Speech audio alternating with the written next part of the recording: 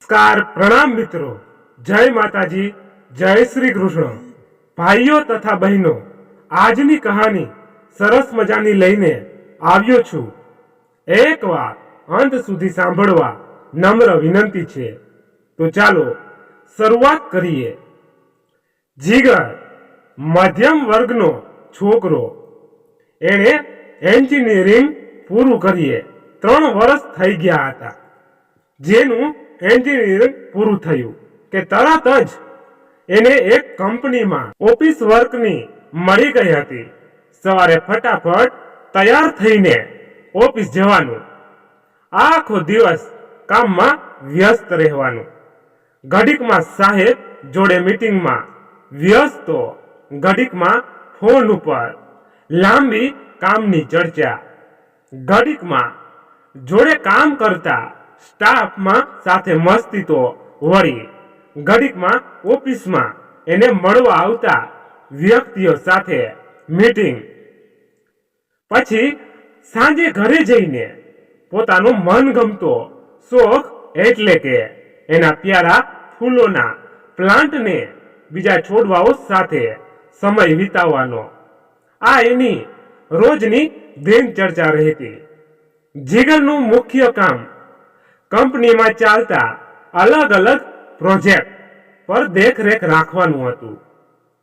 આઈટીની કંપનીમાં જેટલા પણ પ્રોજેક્ટ ચાલતા એ બધાની પ્રોગ્રેસની દેખરેખ રાખવાની જવાબદારી જીગરની હતી।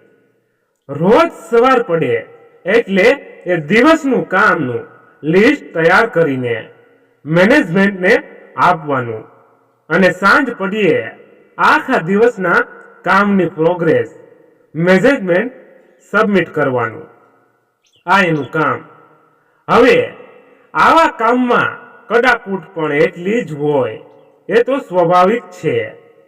કાંઈક પણ આઘા પાછું થાય એટલે દોષનો ટોપલો જીગરના માથે।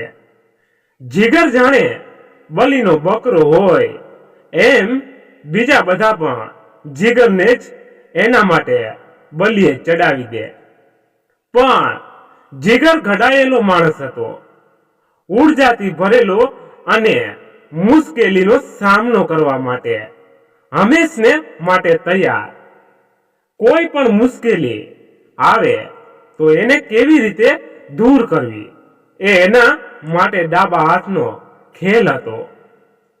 3 વર્ષની પોતાની કારકિર્દીમાં એને એટલો તો અનુભવ થઈ ગયો હતો કે કોઈની ઉપર આંધળો વિશ્વાસ મૂકવો નહીં ને પોતે લીધેલો નિર્ણય સાચો જ છે એમ માનીને કામ કરવાનું।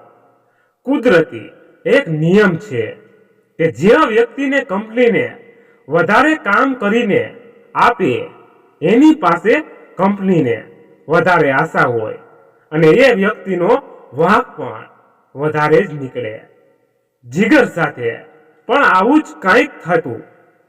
એક સાથે 20 પ્રોજેક્ટ સંભાળવાના અને એમાંય દરરોજ એકાદ પ્રોજેક્ટમાં કાંઈક તો ડખો હોય જ, એટલે મેનેજમેન્ટનું ફાયરિંગ ચાલુ થઈ જાય। એક ડખો પતે ત્યાં બીજો આવીને ઊભો જ હોય। જીગર પણ એમ કહી હાર માને એવો નહોતો। એને ખબર જ હોય કે હવે આ પ્રોજેક્ટમાં લોચો આવવાનો છે, એટલે એ જવાબ અને સોલ્યુશન સાથે તૈયાર જ હોય। એક નવો પ્રોજેક્ટ કંપનીએ ચાલુ કરવાનો હતો। એ પ્રોજેક્ટ હતો જૂના ઇલેક્ટ્રોનિક સામાન બજારમાંથી લઈને એને રિપેર કરીને માર્કેટમાં બિલ સાથે નવા જેવા કરીને નવા કરતા ઓછા ભાવે વેચવાના। સાદી ભાષામાં આને રિન્યુડ સામાન કહેવાય। સામાનના ઉપરના ડેકોરેશનને બદલીને અંદરનો મસાલો એમનો એમ રાખવાનો, જેથી પ્રોડક્ટ ચાલે પણ સારી અને વેચાઈ પણ જાય। જીગર માટે આ પ્રોજેક્ટ એકદમ નવો હતો। આ ક્ષેત્રે વિશે એને કોઈ જ્ઞાન હતું નહીં. એટલે ઇન્ટરનેટનો સહારો લઈને શીખવાનું. રાત્રે મોડા સુધી લેપટોપ પર કામ કરીને કઈ પદ્ધતિથી કામ કરવાથી કંપનીને ફાયદો થાય એ નક્કી કરવાનું. કેવા પ્રકારના માણસો રાખવાના, કેવા મશીનો જોઈશે કામ કરવાના, શું નિયમો હોવા જોઈએ, આ બધું એના માથે હતું. મેનેજમેન્ટ તો કહી દીધું હતું કે આ પ્રોજેક્ટને લગતા બધા જ રિપોર્ટ એમને 10 દિવસમાં તૈયાર જોઈએ. રોજનું જૂના પ્રોજેક્ટનું કામ અને આ પાછું નવું ટેન્શન, એટલે એના કામનો ભાર બમણો થઈ ગયો હતો. સમય જતો ગયો. જીગરને આમ તો બધી માહિતીઓ મળતી જતી હતી, પણ તદ્દન નવું કામ, એમાંય કોઈ પણ જાતનો અનુભવ નહીં, અને મેનેજમેન્ટની પછી ઊંચા નફાની આશા. એટલે જીગર થોડો મૂંઝવણમાં હતો. એને બધા રિપોર્ટ્સ તૈયાર તો કર્યા, પણ જોઈએ એવી મજા આવતી નહોતી. એનો આત્મવિશ્વાસ થોડો ખૂટતો હોય એવું લાગતું હતું. વાત પણ સાચી હતી. એણે તૈયાર કરેલા વર્ક સ્ટ્રક્ચરનું પરિણામ આવવાનું હતું એ એને ખબર નહોતી. એની પાસે એવો કોઈ અનુભવી માણસ પણ નહોતો, એટલે અંતે શું પરિણામ આવશે એની એને ખબર નહોતી. મેનેજમેન્ટ પણ જાણે આ બાબતે ડફોળ હોય એવું જ હતું. કોઈ પણ વાત હોય તો એક જ જવાબ આવે, તું તારી રીતે જોઈ લે, પછી છેલ્લે ફાઇનલ કરતી વખતે કોઈ ફેરફાર કરવા જેવું લાગશે તો જોઈ લઈશું. જીગર આવા જવાબથી વધારે ટેન્શનમાં આવી જતો. અંતે બધાય રિપોર્ટ ફાઇનલ થઈ ગયા. નાના મોટા ફેરફારો કરીને મેનેજમેન્ટ પ્રોજેક્ટને ગ્રીન સિગ્નલ આપી દીધું. પ્રોજેક્ટ પૂર જોશમાં ચાલવા લાગ્યો. મેનેજમેન્ટના અનુમાન પ્રમાણે સામાન ઓછાવતા પ્રમાણમાં વેચાવા લાગ્યો. જીગર પણ આ પ્રોજેક્ટથી ખુશ હતો. એને પણ કંઈક નવું શીખવા મળ્યું. થોડો સમય બધું બરાબર ચાલ્યું. બધી જ પ્રોડક્ટ માર્કેટમાં ધારેલી કિંમતે વેચાતી હતી. અનુભવ થતો ગયો એમ સામાન પાછળનો ખર્ચ ઘટતો ગયો, એટલે નફામાં પણ વધારો થતો ગયો. એક દિવસ જીગરના ટેબલ પર રાખેલા ટેલિફોન પર રિંગ વાગી. જીગરે ફોન ઉપાડ્યો. સામેથી સૂચના આવી, જીગર ઓફિસમાં આવતો. ફોન એવા બોસનો હતો. જીગર અંદર ગયો. બોસે તરત જ ગુસ્સામાં કહ્યું, કામમાં કઈ ધ્યાન આપે છે કે બસ ખાલી ગપ્પા મારવા ઓફિસે આવે છે? જીગરને કઈ ખબર પડી નહીં કે શેની વાત થઈ રહી છે. જીગરે ખચકાતા પૂછ્યું, સર શું થયું? બધા કામ તો રોજની જેમ રૂટીન જ ચાલે છે, કઈ ગડબડ પણ નથી. જીગરે આંશિક બચાવ કરતા ઉમેર્યું, અરે ભાઈ, જે 10 ફ્રીજની અઠવાડિયા પહેલા ડિલિવરી કરી હતી એમાંથી 7 ફેલ થઈ ગયા છે, અને જે એસી હમણાં જ મોકલ્યા છે એમાંથી 2-3 જ ચાલે છે. બાકીના બધા જ બંધ હાલતમાં છે. તને કઈ ખબર છે કે પછી સવારે જેવા આવ્યા એવા જ સાંજે પાછા જતું રહેવાનું? બોસે કડકાઈથી કહ્યું. જીગર માટે આ બધું સામાન્ય હતું, પણ જે પ્રોજેક્ટ માટે એણે આટલી મહેનત કરી હતી એના માટે એવું સાંભળવાનું એને ગમ્યું નહીં. એણે બધા રિપોર્ટ ચેક કર્યા. ક્યાં કઈ ભૂલ થઈ છે, કોની લાપરવાહી છે એ બધું શોધ્યું.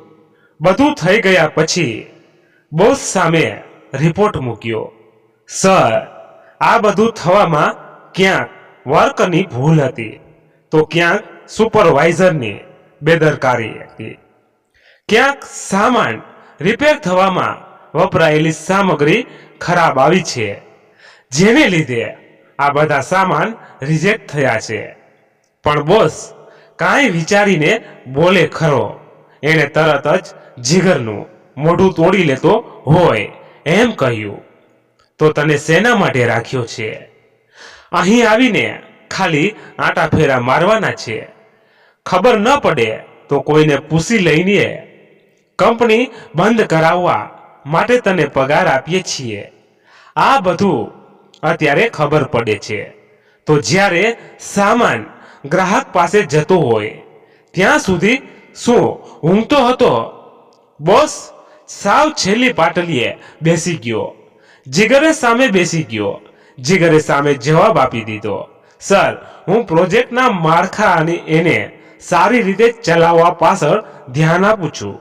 કેવી રીતે, કેટલી વારમાં અને કઈ સામગ્રી વાપરીને સામાન તૈયાર કરાવવું કામ મારું નથી. કામ કરવામાં કોઈ મુશ્કેલી આવે તો એના ઉપર હું ધ્યાન આપી શકું. બાકી બીજા બધાની જવાબદારી છે, મારી નહીં. બોસ વધારે ભટકી ગયો. જો આટલું જ કરવાનું હોય તો તારાને પેલા પટ્ટાવાળામાં શું ફરક છે? એ ઓફિસનું ધ્યાન રાખે છે અને તું પ્રોજેક્ટનું. તારા કરતા વધારે જવાબદારી તો એ સંભાળે છે. આના કરતા ગામડે જઈને ખેતી કર, વધારે શાંતિથી જીવી શકીશ. તારા જેવા ભણેલા ગણેલાને પોતાની જવાબદારીનું ભાન ના હોય તો એ અભણની જેમ ખેતી કરે એ જ સારું. જીગર ઓફિસની બહાર નીકળી ગયો. એના મનમાં બોસની વાત ઘર કરી ગઈ. મનમાં વિચારવા લાગ્યો, સાચી વાત છે, આના કરતા ખેતી કરવું તો વધારે સારું. ભલે થોડી મહેનત પડે પણ શાંતિથી 2 ટાઈમ રોટલા તો ખાઈ શકું. અને આ પાછો પગાર આપીને ઉપકાર કરતો હોય એમ કરે છે. આવી કંપનીમાં પણ જો આવા પ્રોજેક્ટમાં સારું એવું રિઝલ્ટ લાવી શકતા હોઈએ તો ખેતીમાં કેમ નહીં? એના મનની અંદર આ વિચાર સતત ફરતો રહ્યો. 2-3 કલાક તો જાણે પોતાના નવા ક્ષેત્ર વિશે વિચારતો બેસી રહ્યો. એણે 2-3 જણને ફોન કર્યા અને ઓફિસનો ટાઈમ પૂરો થવાની રાહ જોઈને બેઠો રહ્યો. ઓફિસનો ટાઈમ પૂરો થયો. એ ટેબલ પરથી ઊભો થયો, બોસની કેબિનમાં ગયો અને કહ્યું, સર, કાલથી હું ઓફિસ આવવાનો નથી. તમારી કંપનીના જેટલા પણ હક મારી પાસે છે એ બધા હું આજથી અહીં છોડીને જાઉં છું. કોઈ વસ્તુ મારી પાસે હોય તો એ તમારા મેનેજરને જમા કરાવીને જાઉં છું. કંઈ કામ હોય ફોન કરજો, ફોન પર મદદ કરવા તૈયાર રહીશ. બોસ અવાક બનીને થોડી વાર સાંભળી રહ્યા. એમને અંદાજ આવી ગયો કે હમણાં જે થયું એના પછી જીગરને ઠેસ પહોંચી લાગે છે. બોસે પૂછ્યું, ભાઈ, એવું બધું તો ચાલ્યા કરે, પણ આમ કઈ નોકરી છોડી દેવાય? અને કદાચ તે નોકરી છોડી પણ દીધી તો નોકરી છોડીને કરીશ શું, ખાઈશ શું? જીગર જાણે સંભળાવતો હોય એમ બોલ્યો, કેમ સર, હમણાં તો તમને કીધું હતું કે ખેતી કર. હું ખેતી જ કરીશ. અહીં કામ કરવા કરતા ખેતી કરાવવી વધારે સારી. બોસનું મોઢું જોવા જેવું થઈ ગયું હતું. જીગરે જાણે એનું અપમાન કરી નાખ્યું હોય એવું એને લાગ્યું. તોય પોતાના સ્વાર્થ માટે એને કહ્યું, જીગર, કામના પ્રેશરમાં કોઈ વખત કંઈક બોલાઈ પણ જાય. એનું એવું ખોટું ન લગાડવાનું હોય. કાલે શાંતિથી બેસીને વાત કરીએ. જીગર પણ જાણે મક્કમ થઈ ગયો હતો. ના સર, તમારા મેનેજર જોડે વાત કરી લેજો અને કાંઈ મારી જોડે રહી ગયું હોય તો મંગાવી લેજો. આમય મારા ખેતીના કામમાં મને હવે સમય નહીં મળે.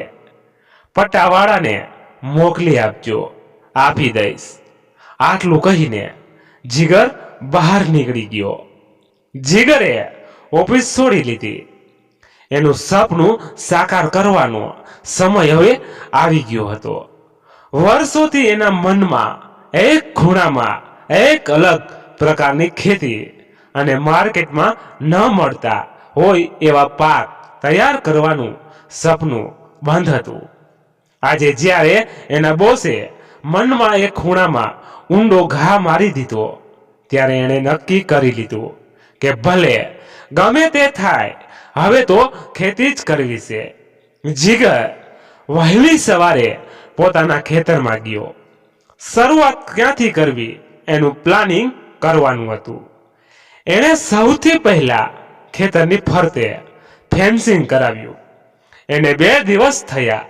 જે પાક લેવા જેવો હતો એના વિશે વિચારણા અને અભ્યાસ કર્યો. પોતાના શોખ મુજબ એણે એક વાત તો નક્કી કરી હતી કે બજારમાં મળતા સામાન્ય શાકભાજી કરતા કંઈક અલગ જ શાકભાજી ઉગાડવી, જેથી બજારમાં પોતાનો માલ ઝડપથી અને સારા ભાવે વેચાઈ જાય. જીગરે માર્કેટમાંથી અલગ અલગ પ્રકારના બિયારણો લીધા અને એના પર પ્રયોગ ચાલુ કર્યા. આવા કામમાં વિઘ્નો હતા, પણ જીગરે ઇન્ટરનેટ પરથી શોધીને બને એટલું કામ સરળ કરવાનું શરૂ કર્યું. શરૂઆત નાના પાયે કરવી અને પછી આગળ વધવાનું, એવું એણે નક્કી કર્યું. જીગર માટે શરૂઆતના સમયે અઘરો હતો.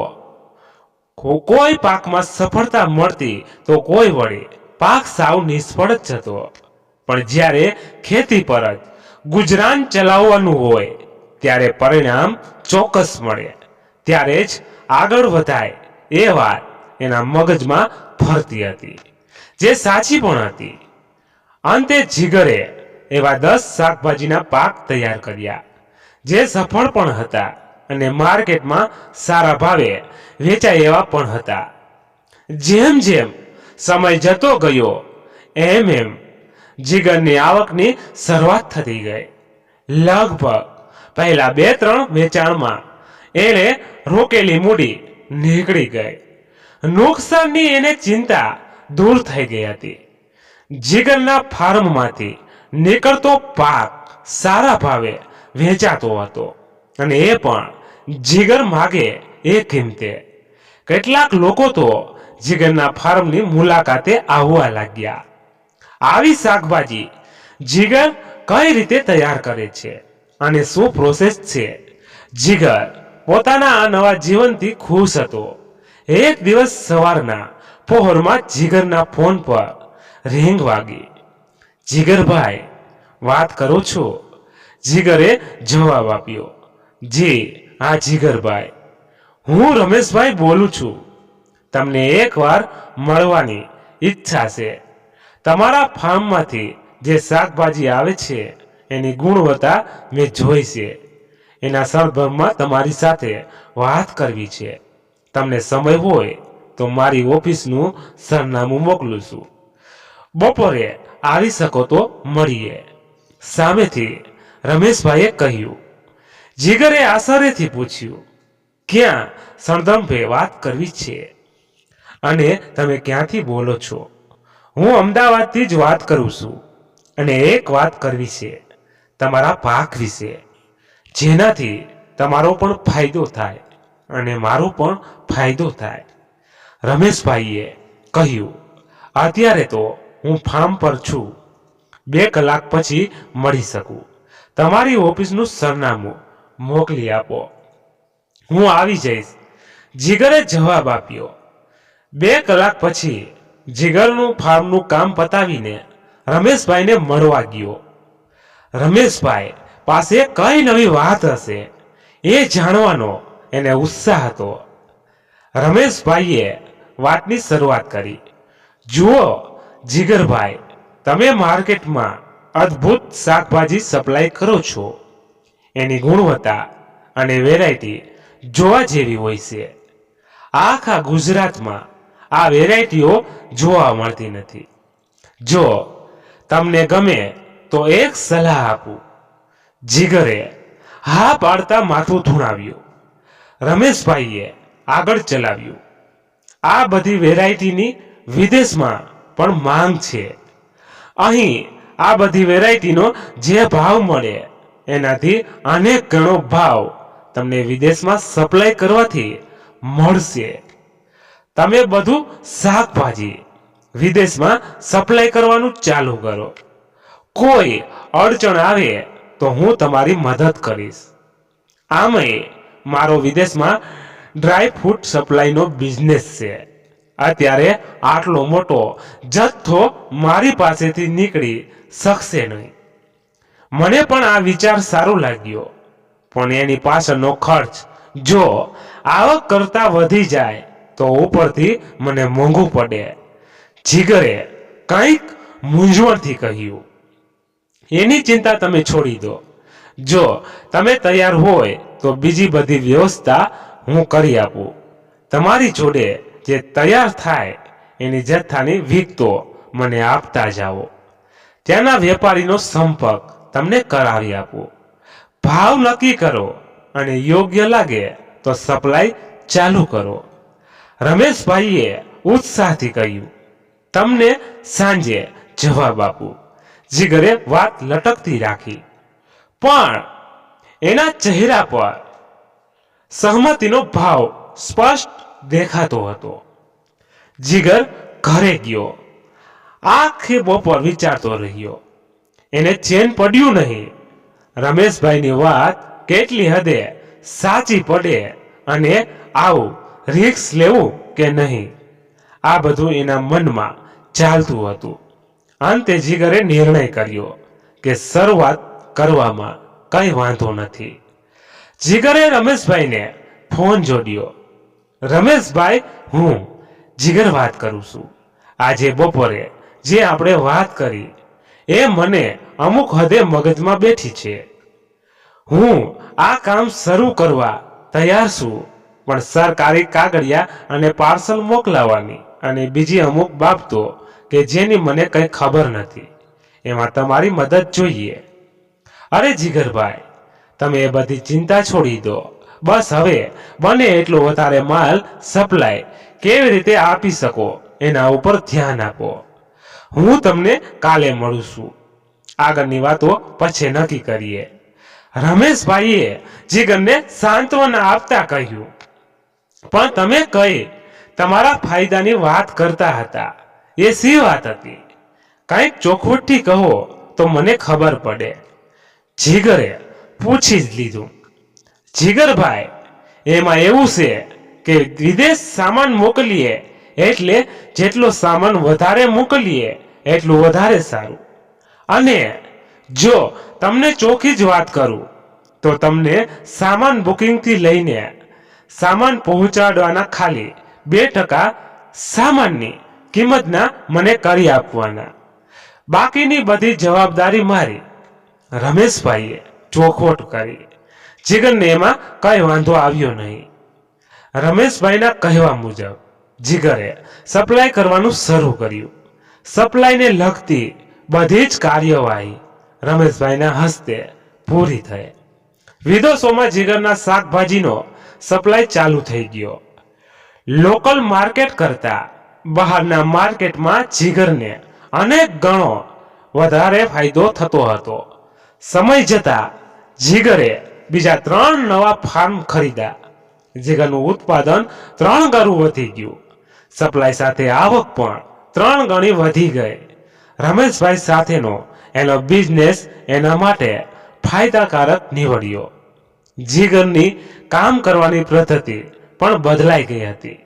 ખાલી પેપર વર્ક કરવા અને રોજના સપ્લાયનું ધ્યાન રાખવા એણે એક ઓફિસ રાખી. 3 જણને નોકરી પર રાખ્યા જે આ બધું કામ સંભાળી શકે.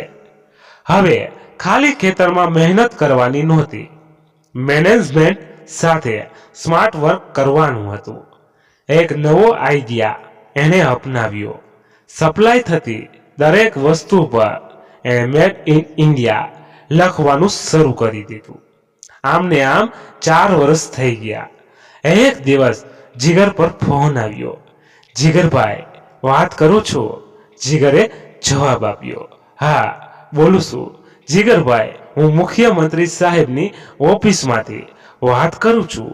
તમારો જ મેડ ઇન ઇન્ડિયાનો વિદેશોમાં શાકભાજીનો સપ્લાયનો પ્રોજેક્ટ છે. એ સરકારને ખૂબ જ ગમ્યો છે. તમે ખૂબ જ સરસ કામ કરો છો.